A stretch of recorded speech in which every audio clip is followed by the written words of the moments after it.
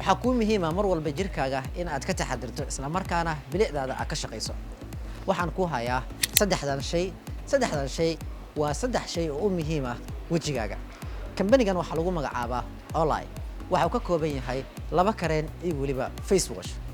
kareemkan waxa lagu talagalay inaad marsato maalintii waxa uu leeyahay sun cream ama sun protection ayuu leeyahay sidoo kale waxa uu ka caawinayaa kareenkan marka maalintii marsato inuu wajigaaga ku nadiifiyo isla markaana glowing ku sameeyo iftiin iyo dhalaal inaba caadi ahayn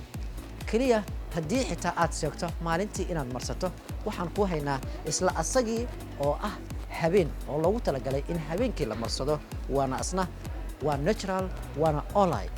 habeenkii ayaa isticmaalaysaa oo marsanaysaa radiance ayuu leeyahay sidoo kale ha ka iloobin waxa ku darsataa face washkii isagana muhiim u yahay oo natural waaye isla markaana wajigaaga ayay ku nadiifinaysaa waana face wash waxtar leh haddaba kareemadan waxaa ka helaysaa dhammaan xarumaha kala duwan ee Xayaat Market